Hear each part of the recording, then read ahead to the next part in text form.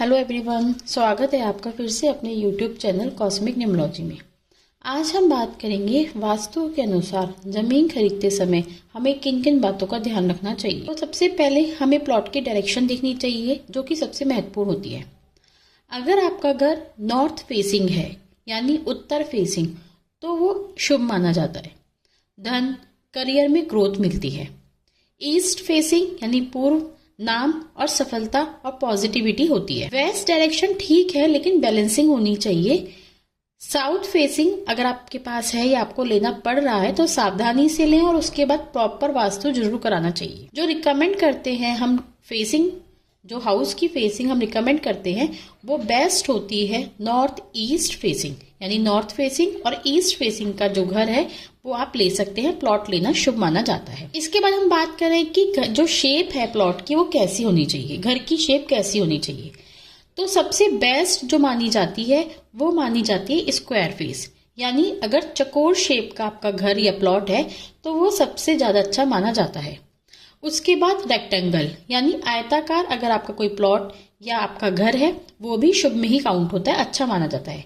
जो हम इग्नोर करते हैं वो ट्रायंगल शेप और इरेगुलर शेप जो होती है वो थोड़ी नेगेटिव होती है, स्टेबिलिटी कम होती है, प्रॉब्लम आती है करियर में, ग्रोथ में, अपॉर्चुनिटीज कम आती हैं। हम जो रिकमेंड करते हैं शेप्स वो होती है स्क्वायर शेप्स और रेक्टेंगुलर शेप। अब इसके बाद बात करते हैं वास्तु के अनुसार ढलान कैसा होना चाहिए। नॉर्थ या ईस्ट की तरफ अगर स्लॉप है तो वो बहुत शुभ माना जाता है। इसके अलावा लेकिन अगर साउथ या वेस्ट की तरफ स्लॉप है तो उसमें फाइनेंशियल लॉस देखे गए हैं। तो आप सिंपल मान सकते हैं अगर पानी नॉर्थ ईस्ट में जाए तो वो अच्छा माना जाता है। इसके अलावा अगर प्लॉट खरीदे तो मिट्टी कैसी होनी चाहिए।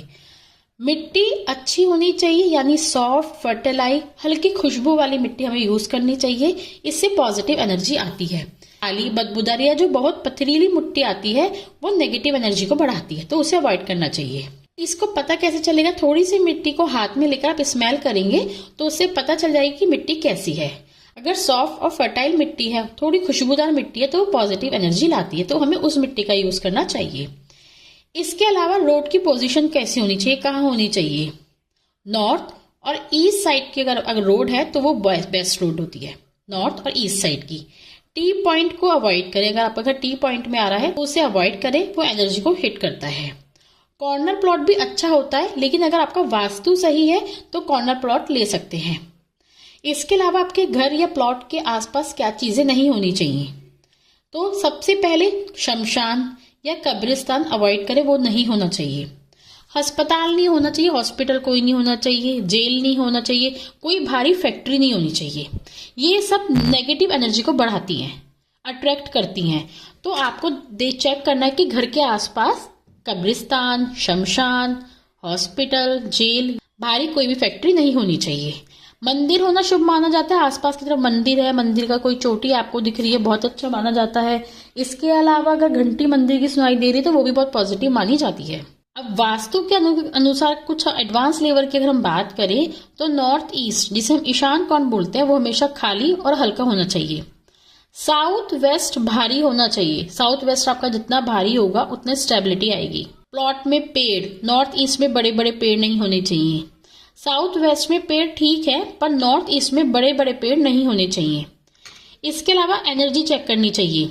प्लॉट में खड़े होकर फील करें, अगर शांति लग रही है तो पॉजिटिव एनर्जी है, और अगर आपको लग रहा है बेचैनी सी है, मन नहीं है, अजीब सी स्मेल आ रही है, तो फिर वहां पर उसे अवॉइड करें। तो अगर आपकी इंट्यूशन पावर अच्छी है या आप ऑकल्ट फील्ड में, स्पिरिचुअल फील्ड में, तो आप ऐसा फील कर सकते हैं या फिर किसी से करवा भी सकते हैं। तो आपको ये जानकारी कैसी लगी कमेंट बॉक्स में जरूर बताइए। इस तरह के वीडियोस पाने के लिए हमारे चैनल को लाइक करें, शेयर करें और सब्सक्राइब करना ना भूलें। मिलते हैं अगले वीडियो में।